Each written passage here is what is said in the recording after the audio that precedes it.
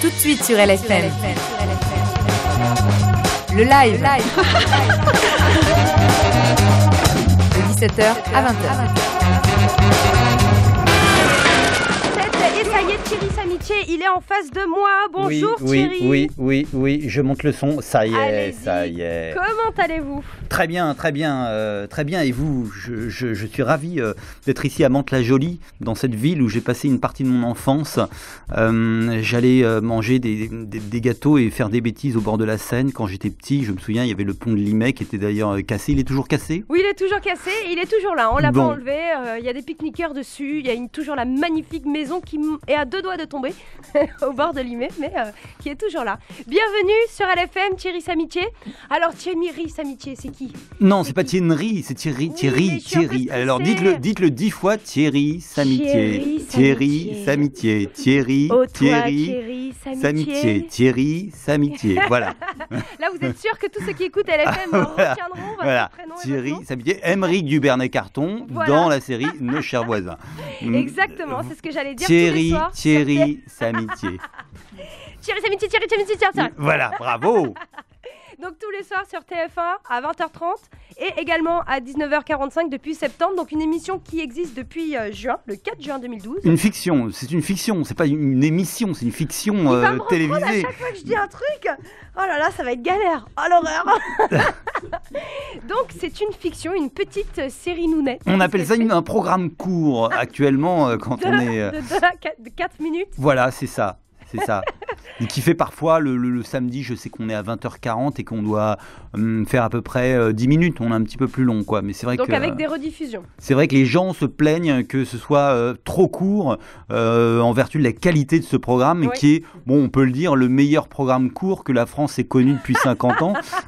Donc c'est vrai que les gens sont un peu frustrés par la longueur, mais bon, c'est vrai qu'un programme comme ça à produire, c'est cher, il y a Et ça tombe bien énormément de moyens. de frustrer Donc, les gens comme ça leur donne envie de venir à vos spectacles, puisque des spectacles, vous en avez fait plusieurs. Là, actuellement, vous êtes à l'affiche de J'en étais où, un spectacle donc qui sera à Lille, un one-man show pour pas dire le mauvais mot. Un spectacle, c'est autre chose. Là, c'est un one-man show. Donc à Lille, le 22 juin, au Spotlight. Voilà, c'est ça, c'est un one-man show mis en scène par Pascal Légitimus. Ah oui. Voilà, qui sera Un dans des une trois frères. salle. Et je suis extrêmement content d'aller dans le Nord parce que j'ai énormément tourné en France. Et en fait, le Nord, les Ch'tis, c'était le dernier bastion dans lequel je n'étais pas allé. Donc voilà, je suis ravi d'aller me confronter à ce public qui connaît bien l'humour, puisqu'il y a beaucoup d'humoristes, non seulement Danny Boone, mais je crois Ouais. que Raymond Devos, c'était plus ou moins Picard ou Ch'ti. Il y a beaucoup de grands humoristes qui étaient du Nord. Et maintenant, il y a même des émissions de télé-réalité avec les ch'tis. Et Donc voilà. exactement. Enfin, une partie de la France qui sort de l'ombre, Oui. on peut le dire. Mais Alors toujours que pas l'autre de partie de soleil. la France y entre. Voilà, on peut dire ça, Voilà. Est-ce que vous pouvez nous expliquer un peu les grandes lignes de votre spectacle ? J'en étais où ? Alors Voire en fait, même un extrait, si vous voulez. j'en étais où ? C'est un spectacle assez autobiographique, c'est-à-dire un type qui a énormément de problèmes et qui, pour essayer de les résoudre, des problèmes névrotiques assez costauds, puisque la caméra ne le montre pas, mais je suis actuellement à l'émission de radio avec ma mère. Bon, ne me dites pas que vous recevez tous les jours des artistes qui viennent à l'émission de radio avec leur mère à un certain âge. Un Bon, ça. énorme bisou à toutes les mamans du monde qui soutiennent leurs enfants. Franchement, oui, gros oui, bisous. oui. Comment Et elle donc, s'appelle votre maman ? Elle s'appelle Danielle Puitba. Bisous, Et Danielle. elle est née à Sidi Bel Abbès en Algérie, elle est pied noir. Donc Sidi Bel Abbès, c'est une ville près de d'Oran, en fait à 50 km d'Oran. Et voilà, donc... Et big up à tous les Doranais. Si ça se dit Voilà. comme ça. Et voilà, donc oui, j'en étais où ? C'est quelqu'un comme moi qui a beaucoup de problèmes et qui a essayé toutes les thérapies contemporaines, en l'occurrence la méditation, la réflexologie plantaire, le feng shui, toutes les thérapies énergétiques, vous voyez, en fait, moi, c'est un domaine qui me passionne et m'intéresse énormément, et je pense qu'un jour, la médecine, les gens n'auront plus besoin, d'aller prendre des médicaments. Je pense que simplement avec des guérisseurs, on reviendra à ce qui se faisait il y a 5000 ans, hein, c'est-à-dire que on soignera Vous avez été initié, vous, à essayer à... Oui. Essayer d'être guérisseur.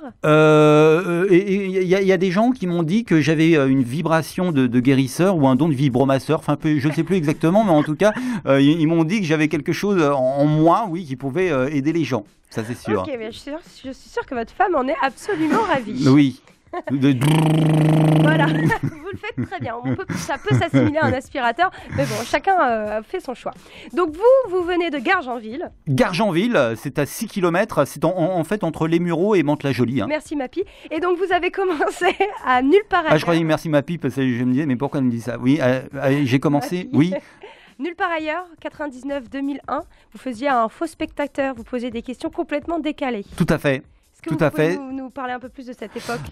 C'est une époque, en fait je me souviens d'ailleurs très bien de la question, voilà le genre de questions que je posais. Par exemple, on avait John McEnroe, c'est-à-dire le monstre du tennis mondial des années 80, mais le genre de questions que je lui posais, c'était voilà, bonjour John McEnroe, Thierry Samitier, Sergi Pontoise.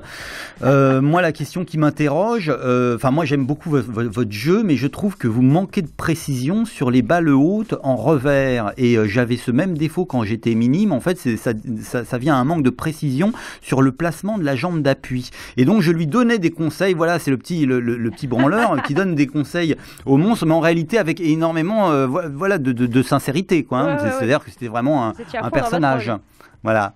Ah, fantastique. Et vous lui demandiez comment il fallait faire pour équilibrer entre le bras droit, le bras gauche, je sais pas. Voilà, je lui donnais des petits conseils pour s'améliorer, pour qu'il puisse devenir lui-même, pour qu'il améliore son jeu et qu'il soit au-dessus de tout ce dont il avait rêvé. Enfin voilà, c'était le personnage. Donc vous avez fait ça pendant 2 ans, 2 ans de questions complètement décalées, oui. Auprès des grands, quand même. Nulle part ailleurs, c'est une belle émission. Je suis arrivé en fait à la fin de Nulle part ailleurs, c'est-à-dire que l'émission, après le départ de Decaune et Gildas, était un petit peu en décrépitude, et ils avaient essayé de mettre des nouveaux animateurs. Donc ils avaient essayé Nagui, Guillaume Durand, Thierry Dujon, et puis en fait ils auraient dû arrêter l'émission, j'allais dire, avec le départ de Decaune et Gildas.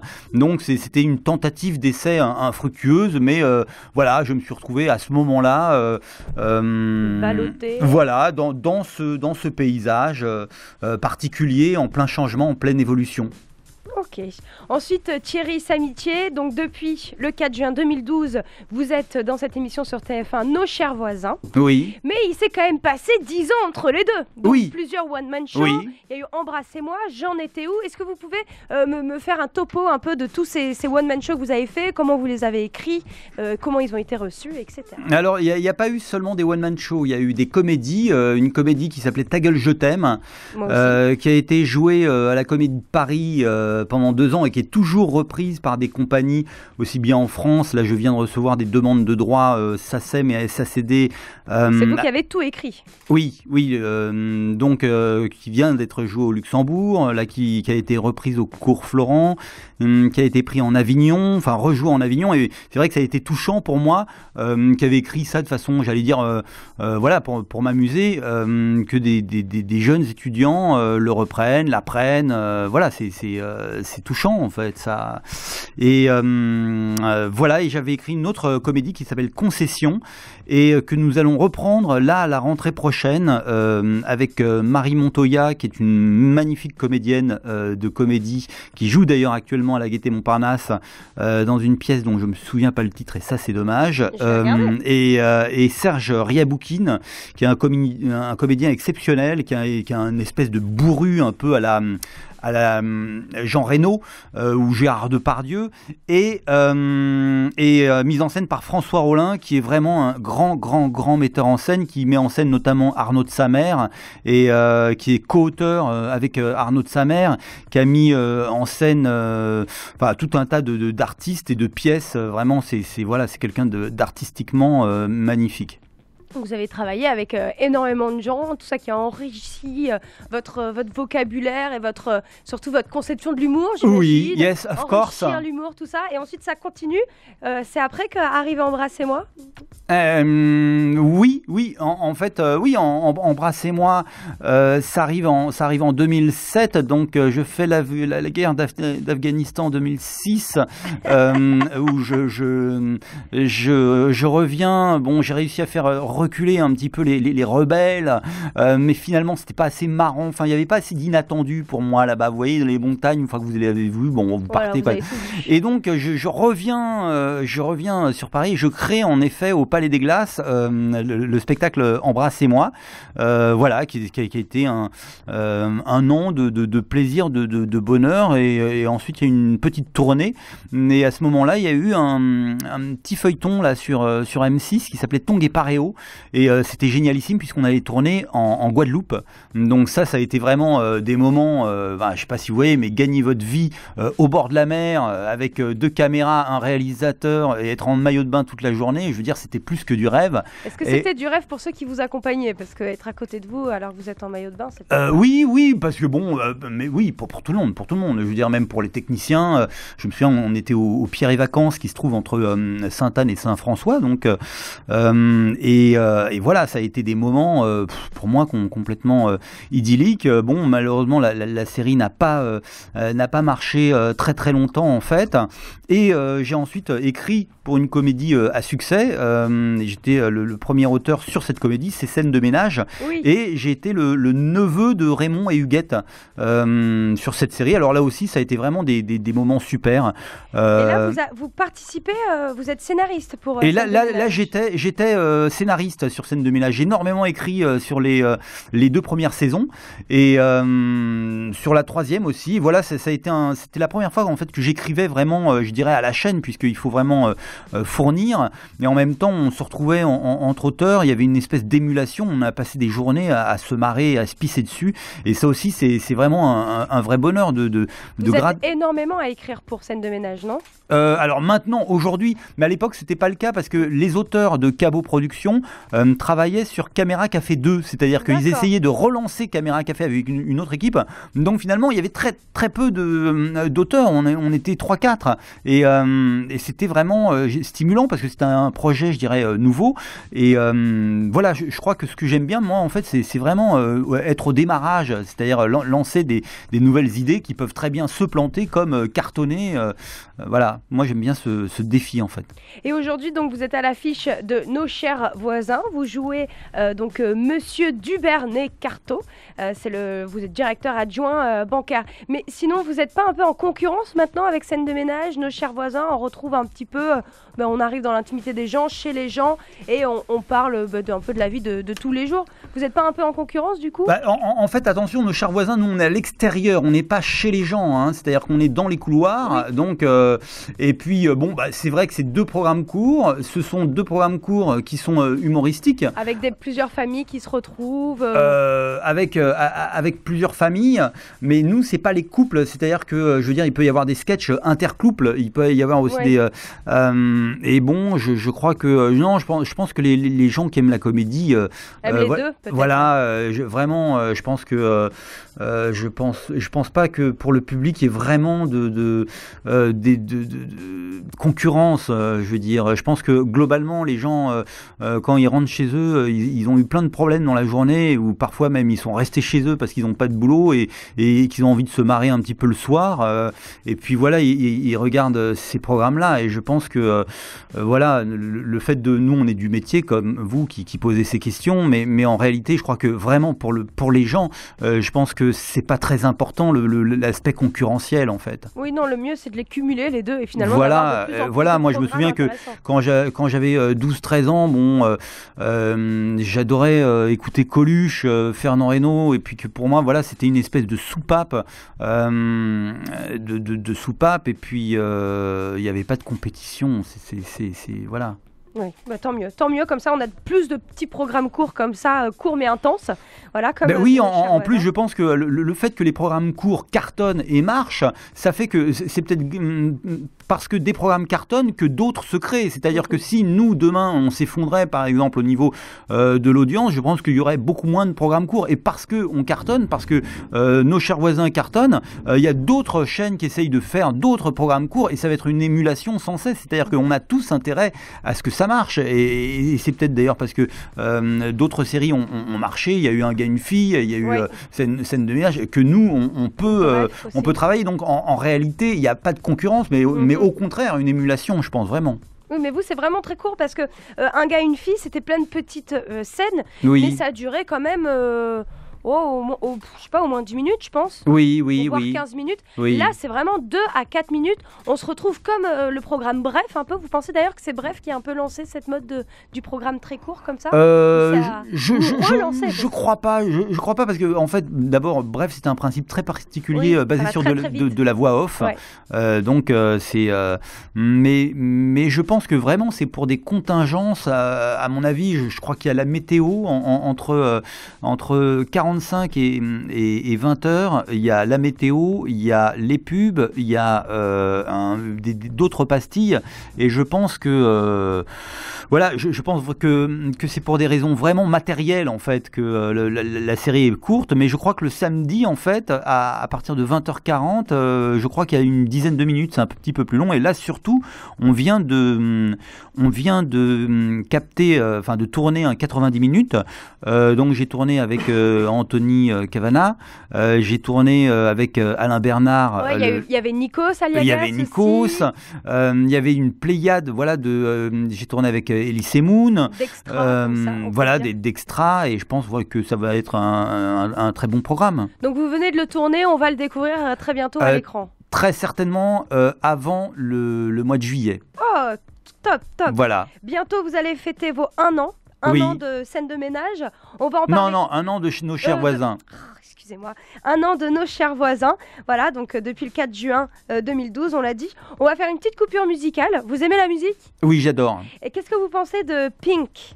C'est mon groupe préféré. Alors là, vraiment, je l'écoute tous les soirs avant de m'endormir et même parfois je le laisse tourner la nuit parce que comme ça, mes rêves prennent une couleur pink. Enfin, vous voyez. Voilà. Et en plus, ça améliore la mémoire d'écouter la musique la nuit. Là, elle est en featuring avec Nate Roes, donc vous y étiez à son concert à Bercy le 17 avril. Mais j'ai crié tellement fort que le lendemain, j'étais obligé de prendre des médicaments, enfin, je sais plus, des pastilles, enfin, je sais plus comment ils s'appellent, je peux pas le dire à la radio, mais vraiment, j'ai crié comme un fou, quoi. Thierry Samitier, un humoriste, comme vous pouvez l'entendre. On continue à parler de son parcours. De retour dans le live et toujours en compagnie de Thierry Samitier qui s'est laissé déconcentrer par son téléphone. Oui. De retour, comment ça se passe à LFM ? Bien, super. Mais ouais. À quelques mètres du collège de votre enfance ? Oui, pas de mon enfance, c'était le lycée Saint-Exupéry. Bon, j'avais 15-16 ans à peu près. Hein. Ah oui, donc le paysage a beaucoup changé. Vous avez eu le temps d'aller faire un tour avant de venir à LFM ? En fait, ce qui a changé, c'est qu'ils ont fait tomber 2 tours au Val-Fouré. Il y a une merveilleuse mosquée qui est en train de pousser, qui est bientôt finie avec une place pleine de palmiers. C'est magnifique. Oui. Donc sinon, en fait, on est venu directement. Donc, j'ai pas eu le temps tellement de visiter, mais je crois pas que ça ait trop changé. À part, je vous dis, ces fameuses tours qu'ils ont abattues, ce qui est une bonne chose, parce que c'était vraiment. Et depuis, un grand paysage associatif du côté du Val-Fouré, comme nous, LFM, comme plein d'associations à côté, pour proposer plein de loisirs aux gens du Val-Fouré. Et dont l'interview de Thierry Samitier, qui est venu jusqu'au plein cœur du Val-Fouré. Thierry Samitier qui joue, donc comme on le disait, nos chers voisins. Bientôt 1 an. Comment c'était au début, comment c'était la fin, l'évolution, le stress du début, qui s'en va, le trac qui est toujours là, je sais pas, racontez-moi tout ça. Au début, en fait, on pensait pas que ça serait un si grand succès. On savait qu'on allait sur une grosse machine et vraiment dans un gros navire, c'est-à-dire TF1. Donc on avait des super moyens pour bosser, vraiment un confort technique. Mais bon, rien n'est jamais acquis. Et puis on savait pas qu'il y avait un engouement. Et c'est vrai qu'au début, quand on est arrivé, en effet, comme vous le disiez tout à l'heure, on nous comparait parfois un petit peu à scène de ménage, notamment sur Internet, en disant ouais, nous on préfère. Et petit à petit, voilà, il y a une espèce de sympathie qui s'est faite pour les personnages. Et puis voilà, les choses se font. Et là, on sent vraiment que voilà, que la série est partie, qu'il y a une vraie affection pour les personnages, même si les sketchs, bon, voilà, sont irréguliers. Quand on fait du quotidien, il y en a des super drôles, il y en a des moins drôles. Non, ils sont tous très drôles. mais enfin, voilà. D'ailleurs, je me rends compte que c'est ça qui fait je dirais, d'abord une série, c'est vraiment des personnages. Soit les gens adhèrent aux frictions, aux conflits, soit ils adhèrent pas, quoi. Et puis là, on a vraiment le sentiment d'être rentré dans les familles. Oui.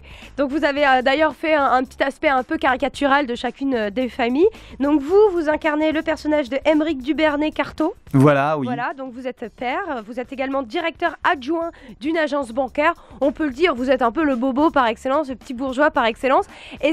Comment vous l'avez senti quand on s'est approché de vous et qu'on vous a dit c'est toi que je veux pour jouer le bourgeois? Vous l'avez pris comment? Vous vous sentez proche de ce personnage? En fait, oui. Pourquoi? Parce qu'il y a une partie de moi qui est un mec comme ça, vraiment coincé.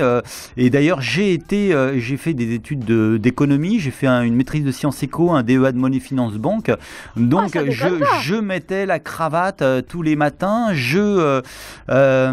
J'allais au travail. D'ailleurs, c'est marrant parce que je sortais du service militaire et j'avais l'impression, quand je mettais ma cravate, d'être toujours dans un costume militaire. Oui. Et voilà, j'étais engoncé, je dirais, dans un bureau. Et comme j'étais un dingue de Jacques Brel, j'écoutais beaucoup ses interviews et je me souviens qu'il disait je ne voulais pas vieillir entre ces murs. Et moi, c'est ça qui m'est venu quand je suis rentré dans ce bureau. Je me suis dit, je rentre, j'ai 25 ans, je vais sortir, j'aurai 60 ans. Non, je ne veux pas rester entre ces quatre murs. Et comme j'étais un dingue de poésie, j'adorais Jacques Higelin, j'adorais tous les poètes, Baudelaire, Brassens, Brel, les mecs plus contemporains, Benjamin Biolay, des types qui savaient écrire, quoi. Ouais. J'aimais bien même des rappeurs. Je trouve que certains raps de NTM sont vraiment super bien écrits, quoi. Ouais. C'est de la poésie contemporaine. Et pour moi, j'étais dans cette espèce de déchirement intérieur, enfin d'envie d'espace, d'exaltation, et je me voyais pas dire bonjour monsieur le directeur tous les matins et puis ne pas oser toucher la main du directeur parce qu'en réalité personne ne lui disait bonjour avec la main, fallait juste le saluer.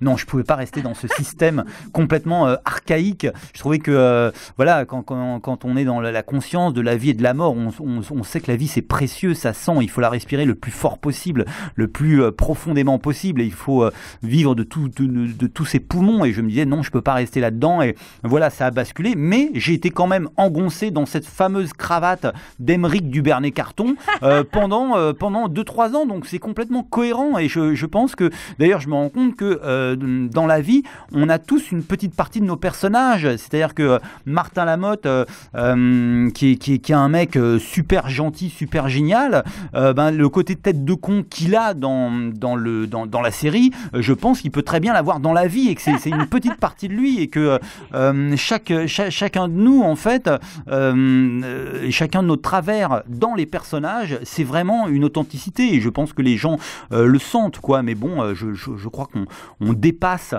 cette partie carapacée, cette carapace, on la transcende. On sent la plume poétique, hein, quand même. Oui, hein, oui, bien sûr. D'ailleurs, Thierry Samitier, vous dites, vous êtes parti d'abord, vous avez fait de l'économie, vous étiez passionné de poésie, le déclic c'est Jacques Brel, vous nous l'avez dit, mais comment on passe de économie à poésie à comique? C'est quand même encore un autre univers. Oui, c'est vrai. J'avais l'impression que si je restais dans la poésie, j'allais cultiver ma blessure au premier degré, et je trouvais ça un peu narcissique. C'est-à-dire que je trouvais ça plus, j'allais dire, conscient. C'est-à-dire, je pensais que c'était plus dans la conscience de rire de ses blessures, de ses souffrances, plutôt que d'en faire des poèmes au premier degré. Vous voyez, je sais pas comment l'exprimer. Vous êtes devenu drôle du jour au lendemain, ou vous avez toujours cultivé un peu l'humour? d'humour comme ça? En fait, ce qui s'est passé, c'est que j'écrivais donc des poèmes et à un moment, donc qui était complètement sérieux, et à un moment, ça basculait dans l'humour. Vous voyez, par exemple, j'avais un poème qui disait je te dirais des mots plus épais que des pierres.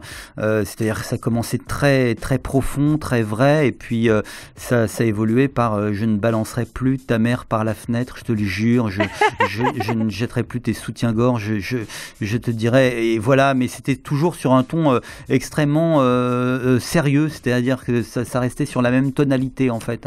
Ok, donc on savait même plus si c'était du premier, du deuxième Voilà. degré, mais il faut se douter bien sûr que c'est du deuxième degré.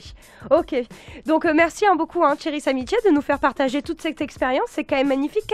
Quel message vous donneriez aux petits jeunes qui aimeraient se lancer dans la comédie ou juste dans le fait d'être acteur ou dans la poésie?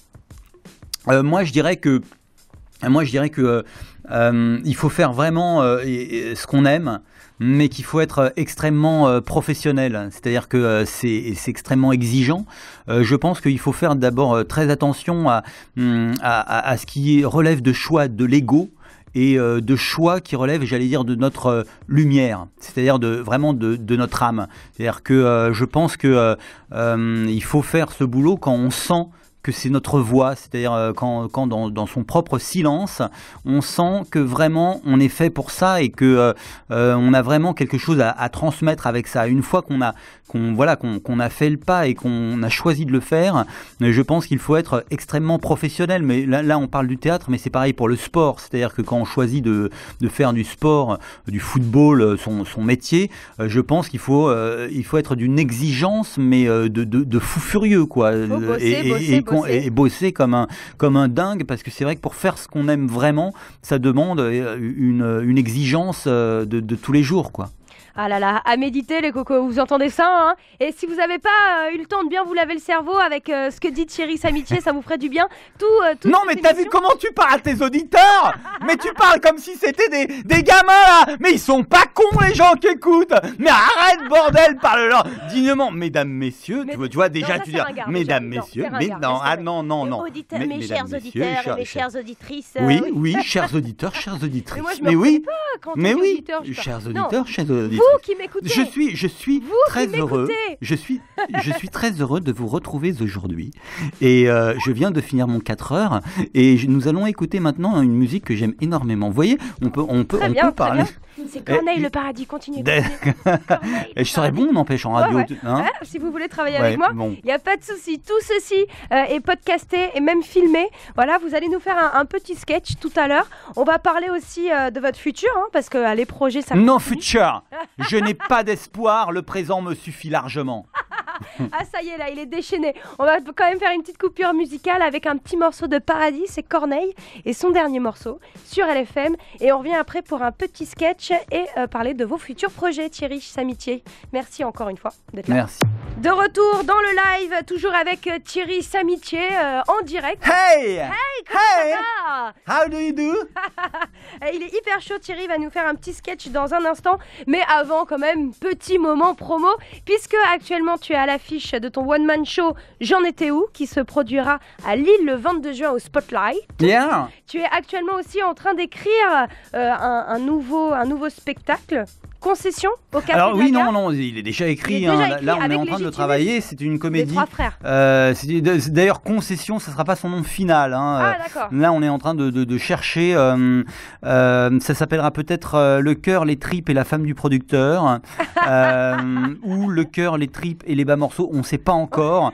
En fait, donc, alors je dis les noms des comédiens parce que c'est des comédiens que Allez-y, j'adore. Il y a bien sûr. Marie Montoya. Qui est une grande actrice de comédie qui joue actuellement à la Gaîté Montparnasse et au Théâtre Saint-Georges. Il y a Serge Riaboukine, c'est vrai qui est moins connu. Les grands parce moyens, c'est le nom de son spectacle. Voilà, les grands moyens. Et Serge Riaboukine, qui est un personnage magnifique, qui joue beaucoup dans le cinéma d'auteur, et la mise en scène de François Rollin, qui est un immense metteur en scène, donc je vous l'ai dit là, qui met en scène donc Arnaud de Samer et qui fait toujours un super bon travail. Et donc en fait l'histoire de la pièce, c'est une actrice nulle à chier. D'ailleurs, j'allais dire, c'est une aventure qui m'est arrivée. C'est-à-dire que c'est une actrice nulle à chier, mais qui est la femme du producteur. Donc, comme personnage, il y a cette actrice, il y a le metteur en scène et il y a un acteur comme Bérénice Bejo, un peu. Voilà, un peu théâtreux, qui se la pète un peu. Et donc, en fait... l'actrice, bon, au début, le metteur en scène la défend, la soutient, essaye d'être compréhensif. Le comédien, lui, a envie de la foutre dehors, mais tout de suite, et voilà. Et au fur et à mesure de la pièce, en fait, l'actrice est tellement, je dirais, chiante et humiliante. Bon, elle arrive en retard, elle répond au portable pendant les répétitions, elle apprend pas ses textes, elle est vraiment naze. Donc, petit à petit, le metteur en scène se rend compte qu'il va faire une grosse merde devant tout le métier, devant tout Paris, devant tous ses potes.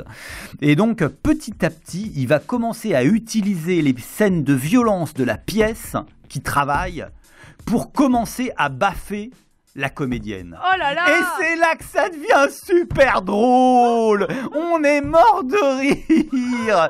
C'est vraiment l'humour que j'adore.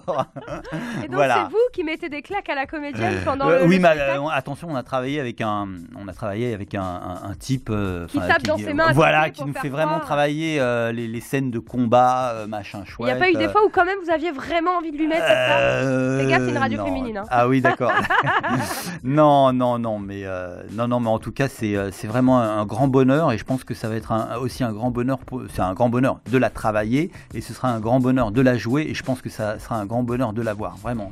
Donc ça, c'est à partir de 2014. Hein. Là, je pense que ce sera peut-être même avant, peut-être même 19h à la rentrée dans un grand théâtre. Au Café de la Gare, vous avez dit peut-être mois de septembre, je vous dis, donc 2013 de cette année, possiblement, hein, ou octobre. Il faut aller sur ma page Facebook, hein, Thierry Samitier. Sinon, vous revenez sur LFM pour nous en parler. Exactement, ça peut marcher aussi. Naturellement, ça sera une occasion de voir la famille, de voir ma mère. Vous viendrez avec Légitimus ?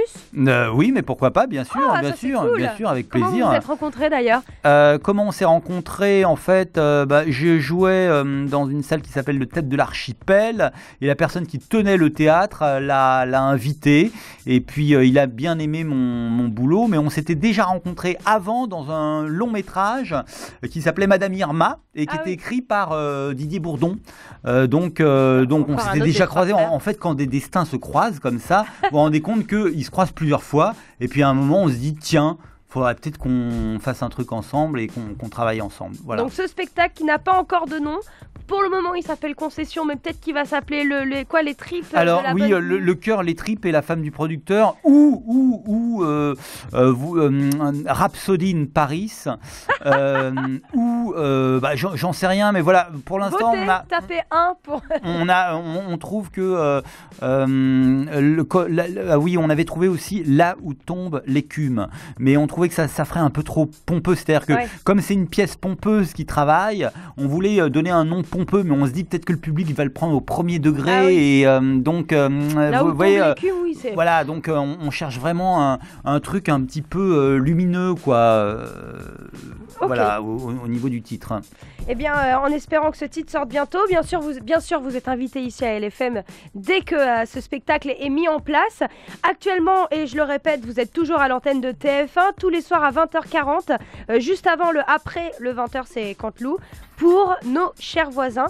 Et est-ce que vous pouvez nous faire un petit sketch, un petit moment, soit dans la peau de Aymeric Duvernay ou autre chose, c'est bon. Ouais, alors moi non, je vais vous répondre tout de suite non, parce que c'est vrai que vous voyez, faire un sketch comme ça à la radio sans public, je trouve que ce serait vraiment un truc. Eh bien, le public vous écoute. Je trouve voilà, que il y a peut-être je comprends même pas que vous me posiez cette question. En plus, vous parlez pas que je parle. Et donc, mais je peux vous raconter un truc un peu débile là, qui m'est arrivé avant-hier, c'est que dans la station d'autoroute de Montélimar, enfin dans les toilettes de la station d'autoroute de Montélimar, il y avait écrit « Celui qui lit ça est un gros con ». Donc je me suis dit je vais pas le lire, et c'était trop tard, j'avais déjà lu. Donc je suis allé voir la nana qui vendait l'essence, et je lui dis voilà, il y a un truc, truc écrit dans les toilettes. Elle me fait, ah ouais, c'est vrai, mais il y a quoi? Donc je lui dis, il y a celui qui lit ça est un gros con. Donc elle me dit, c'est possible. Donc je lui dis, mais c'est possible quoi? C'est possible qu'il y ait un truc écrit dans les toilettes. Ah, vous m'avez fait peur parce que là, ça prêtait ambiguïté. Moi, non, elle, non, il y a méprise. Vous n'êtes pas du tout un gros con. Moi, c'est bien ce que je pensais. Et donc, voilà, c'est une petite anecdote qui me vient comme ça. Mais sinon, que vous dire de plus, hormis que Margot. Alors, je le dis pour les auditeurs qui n'ont pas, qui ne voient pas. Margot. Margot est absolument une jeune fille d'une pétillance et d'une beauté. Vous voyez. Non mais c'est vrai qu'on met, on a fait on a fait de Claudia Schiffer les canons de la beauté, alors que pour moi Margot c'est par excellence la fille qui pourrait faire vibrer la France si elle devenait Miss Météo à Canal+. C'est-à-dire non mais parce que justement elle a cette énergie et surtout ces spontanéités non calculées, alors que toutes ces pétasses là qu'on voit, on sent que c'est calculé, que c'est trafiqué, que c'est mentalisé. Margot elle a cette espèce de choses directes, fraîche, on se dit mais elle vient certainement de Bordeaux, elle vient de la campagne et c'est ça qui fait qu'elle est belle. Toi tu viens de Bordeaux aussi hein. Ah ça big up Bordeaux, je suis toute rouge là, je sais plus quoi dire. Toi qui connais plein de monde, t'as qu'à leur dire.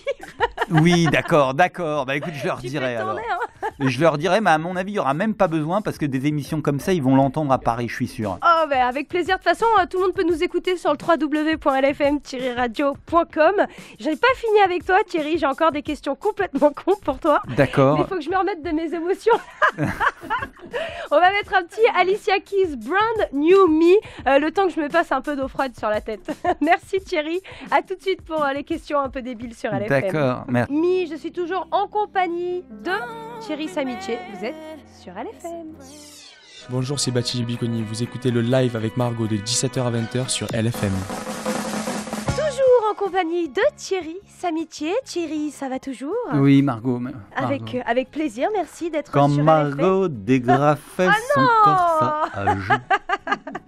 Oui, voilà, chanson que j'ai connue par cœur avant même de l'avoir entendue, forcément. Parce qu'on me l'a beaucoup chanté. Thierry, cette petite mélodie indique que c'est l'heure du jeu complètement con. Donc je rappelle pour ceux qui arrivent, Thierry Samiché qui est à l'affiche de son spectacle J'en étais où, un one-man show qui sera au Spotlight de Lille le 22 juin. On peut vous voir tous les soirs sur TF1 à 20h45, nos chers voisins. Et bien sûr, bientôt à l'affiche d'un nouveau spectacle qui n'a pas de nom, qui sera avec Légitimus pour la fin de cette année. Thierry, est-ce que tu es prêt? Yeah, I am. Thierry, les Français ont voté. Ils ont tous voté pour toi, Thierry Samiché. Tu es président de la France. Quelle est ta première loi? Yeah. My first law, I tell donc là, tu fais George Bush, t'es président des États-Unis. Something. Non. En réalité, moi, la première chose que je ferais, en fait, c'est d'informer les gens. C'est un truc super bête, hein, mais je pense que les gens, en fait, ne sont pas informés de la réalité des choses. Ce qui fait qu'on n'arrête pas la droite, la gauche leur donne plein d'informations, alors qu'en réalité, il n'y a pas eu d'informations. Vous voyez, il y a eu cette fameuse loi, par exemple, sur le mariage pour tous. Et je trouve qu'au niveau de l'information, moi, j'aurais bien aimé entendre, par exemple, des psys, des grands psychanalystes, parler sincèrement sans s'énerver, voilà, de comment se construit la personnalité d'un enfant, de quels seraient les dangers, quels seraient les avantages aussi, parce que c'est vrai que moi à la base, c'est vrai que je trouve que c'est mieux d'avoir deux parents du même sexe qui s'aiment que deux parents de sexe opposé qui se tapent sur la gueule. Mais en même temps, j'aimerais bien entendre des psys qui me disent quel serait éventuellement ce qui peut se produire, et toute cette information là, on ne l'a pas en fait. C'est-à-dire que il y a eu, puisque en Hollande la loi elle est passée depuis plus de 10 ans et on aurait pu avoir des gens qui témoignent. Complètement. Mais moi, ce que j'aurais aimé, c'est de la vraie information, c'est-à-dire d'entendre des gens compétents dans ces domaines pour qu'on puisse prendre j'allais dire les décisions. On a élu un gouvernement, donc c'est lui qui décide des lois. Mais je trouve qu'à plein de niveaux, et c'est notamment au niveau économique, je pense qu'on nous donne des informations qui sont, je dirais, partisanes, et j'aimerais entendre des vrais spécialistes, c'est-à-dire des bons qui nous disent quels sont les vrais enjeux. C'est-à-dire qu'on nous dise, si on fait pas ça, dans 2 ans, on va être là. Si on, voilà, moi je pense que mon premier truc, ce serait au niveau de l'information que je travaillerais. Surtout qu'il y a une étude qui a démontré que l'austérité était en fait une erreur de calcul et qu'on plonge droit dans le mur et qu'on pensait en cherchant un euro là, le récupérer là, mais en fait on est des humains et les problèmes que ça apporte fait qu'en reprenant 1 euro, on en perd 3. Et en fait c'est des articles dans Le Monde, sur France Inter, tout ça, qu'on a entendu tout ça. Et... Enfin bon bref. D'ailleurs, chez nous, on essaie de les former. Les journalistes ont parlé de François Hollande et vous allez pouvoir écouter une interview que nos jeunes journalistes a fait de François Hollande dans quelques minutes, nos très jeunes journalistes, en espérant qu'ils vous écouteront. Mon très cher Thierry Samitier, président, je vote pour vous. Deuxième question.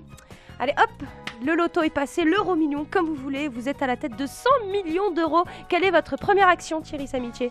Je les mets tout de suite en Suisse, dans un compte, dans une banque, et je les fais passer en bagnole, parce que moi, un de mes rêves, c'est de passer la frontière en bagnole avec 50 sacs de billets de 500 euros derrière, et je les garde bien pour moi, et je les mets bien dans mon petit coffre, et la nuit, j'écoute dans un Walkman l'odeur du billet, enfin je veux dire le bruit du billet de banque. Non, je rigole, mais en fait je pense que à vrai dire j'ai envie de dire j'en ai pas besoin quoi. Pourquoi faire? Je ne joue pas, je n'ai jamais joué.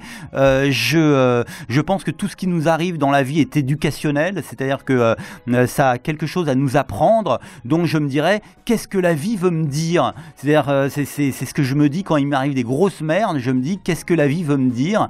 Et là je me dirais pareil, il m'arrivera un truc aussi génial, je me dirais c'est quoi le sens si vous en avez pas besoin, vous je pense que je passerai pas mal de temps au bord de la mer, parce que j'adore la mer en fait. Je m'achèterai certainement un bateau, j'irai certainement pêcher, parce que j'aime bien quand j'étais petit j'allais pêcher l'anguille avec mon père et dans l'Aude, et d'ailleurs c'est dingue comment les anguilles, la vie d'une anguille c'est incroyable. Vous lui coupez la tête, vous lui enlevez les tripes, elle continue à bouger, vous la mettez dans la poêle, elle est toujours vivante. Moi ça m'a fasciné, un gamin qui regarde ça, on lui a enlevé la peau, la queue, tout. Je veux dire c'est un truc hallucinant quoi. Donc une piste là pour votre pièce de théâtre là. Je pense aussi que moi j'ai fait un programme sur internet que vous pouvez regarder qui s'appelle 80 mesures pour rétablir la sécurité en banlieue, et en fait c'est un reporter de guerre complètement starbé qui se met en situation de guerre. J'avais tourné chez des potes de Brunois, et en fait avec les gamins de Brunois, je trouvais qu'il y avait des mecs qui étaient des vrais acteurs de théâtre. C'est-à-dire que je trouve que là dans les cités il y a des mecs, c'est des bombes atomiques, et s'ils étaient coachés par des bons profs, je pense qu'il pourrait y avoir des trucs de théâtre hallucinants, et monter par exemple des groupes ou faire quelque chose, j'allais dire dans des quartiers comme le Val-Fouré, ça serait quelque chose de génial. Mais je pense qu'il faut un savoir-faire. Il y a des courts-métrages qui se font, et c'est vrai que les gamins à chaque fois mais moi j'ai vu des mecs, c'était des bombes atomiques, c'était des types, ils n'avaient pas besoin d'une seconde de cours, ils étaient acteurs tout de suite, et tout de suite ils étaient dans une sincérité de jeu, une énergie de jeu qui était hallucinante quoi. Oui, je ferais des trucs dans ce domaine. Je sais pas, ce que je ferais certainement, que j'essaierais de faire l'amour avec Emmanuel Béard. Mais est-ce que vous me disiez que je gagne combien au loto? 100 millions d'euros. 100 millions d'euros, est-ce que alors qui accepterait pour 100 millions d'euros? Bon, Strauss-Kahn c'est sûr, mais bon, j'ai pas spécialement envie de coucher avec. Et il y aurait qui pour 100 millions d'euros? Je sais pas moi. Ça y a Nabila, elle acceptera. Ah ouais, Nabila pour 100 millions, je sais pas qui je prendrais. Claire Chazal, elle commence à être un peu vieille quand même, hein, je veux dire, elle est plus toute jeune. Non, mais à une époque, Claire Chazal, c'est quand même une femme qui, je trouve, a une classe, une distance, une distinction. Elle a vraiment une grâce, cette femme. Vous aurez assez d'argent pour faire une machine à remonter dans le temps pour pouvoir avoir Claire Chazal avant PPDA. Et faire l'amour sur une plage, comme par exemple, j'aime bien la plage de Cabourg, avec Claire Chazal en été à marée basse pour se faire recouvrir par la mer au moment où elle enlève son soutien-gorge. Je pense que c'est un truc qui serait pas mal, mais est-ce qu'elle l'accepterait pour 100 millions? Je pense qu'il lui faudrait plutôt 200 millions. Peut-être plus encore. Des fois, peut-être. Juste si vous la pâtez avec un séjour à la plage sans vous lui dire ce que vous avez derrière la tête, peut-être que vous aurez plus de chance. Vous m'avez dit 80 mesures pour rétablir la guerre en banlieue. Non, 80 mesures pour rétablir la sécurité en banlieue. Le mec, il s'appelle Jack Monvoisin et c'est sur YouTube. Et c'est un mec, je vous dis, complètement déjanté, qui a une idée surfaite, surréaliste des quartiers et qui se croit en situation de guerre. C'est un truc complètement... On va le poster sur complètement Facebook deuxième degré. Voilà. Thierry Samitier, yeah. Si vous aviez un super pouvoir, ce serait quoi? Un super pouvoir. Je vais vous dire un truc. C'est que le 11, je vais à Guise pour faire un gala en faveur d'enfants atteints de leucémie. Et le 18 mai, je vais à Nice pour faire un gala en faveur d'enfants atteints du cancer. Et j'avoue que si j'avais un super pouvoir, je guérirais tout le monde. Parce que c'est la première chose, c'est la chose la plus importante.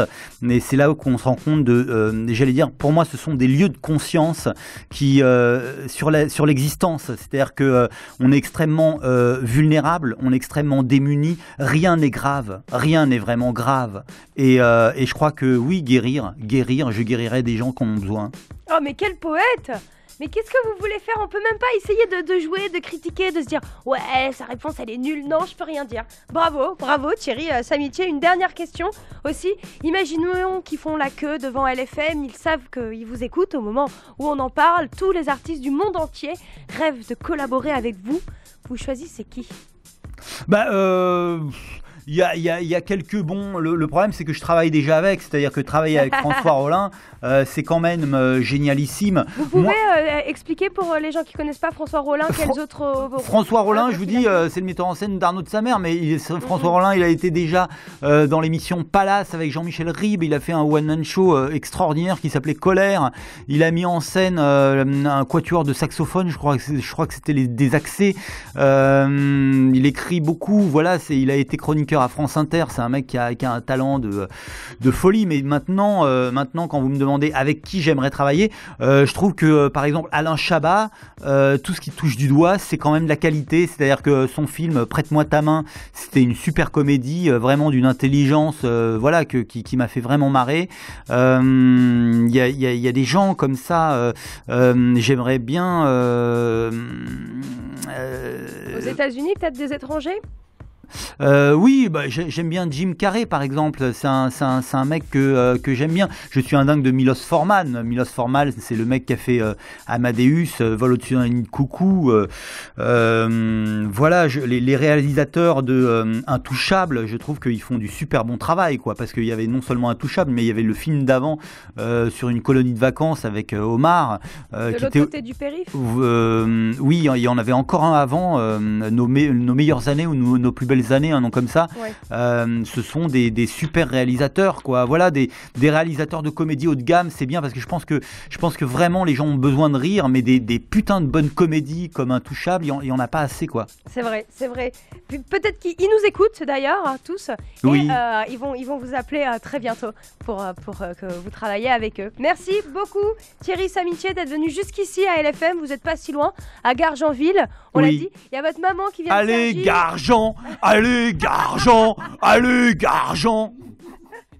Et bien sûr, je vous fais un gros bisou à vous, un gros bisou à toutes les mamans de la Terre et à votre maman qui est là. Merci à elle d'être venue. Tout ceci est maman mange quoi ce soir? Parce que normalement on devait aller chez McDo, mais j'ai pas envie, tu vois. Tu vois. J'ai allumé votre micro si vous souhaitez parler, madame. Non. Elle est timide, elle laisse son fils au devant de la scène. Merci Thierry Samitier. Vous pourrez retrouver cette interview sur notre site internet www.lfm-radio.com. Vous avez un site internet www.thierrysamitier.com que j'ai déjà posté sur notre Facebook station LFM, thierry-samitier.com. Attention, faut faire les choses bien. On va poster aussi, comme on en parlait, les 80 mesures pour rétablir la sécurité en banlieue. C'est évidemment pour rire. Et on vous retrouve, je l'espère, très bientôt en scène avec Pascal Légitimus, dans la mise en scène. Mise en scène de Pascal Légitimus. Pour un titre qui n'a pas encore... Ah non, mais vous confondez tout. J'en étais où? Deux mises en scène de Pascal Légitimus, mais Concession, c'est la pièce. Donc on va changer le titre parce que Concession, on trouve que c'est c'est un peu plat. Avec l'anguille, là, vous avez pas une idée de titre là avec votre histoire de l'anguille? C'était bien la meuf, on la tape. L'anguille, les tripes de l'anguille, pas tellement. Donc ça, c'est la fameuse pièce avec Marie Montoya et Serge Riaboukine qu'on va jouer à la rentrée. Donc ne confondez pas, donnez des informations claires. C'est votre boulot. C'est pour ça qu'on vous invite. Bon. Comme ça, vous pouvez le dire et tout mettre en place. Et on va poster tout ça sur notre Facebook. Comme ça, les gens, ils sauront à quoi s'attendre. En tout cas, Margot, je vous remercie beaucoup. Merci à vous. Et je trouve que vraiment, vous êtes magnifique et vous faites une super belle émission. Bravo. Merci beaucoup, Thierry. Merci beaucoup et à bientôt sur LFM pour votre nouveau spectacle. Merci à vous. Merci. Tout de suite sur LFM. Le live. De 17h à 20h.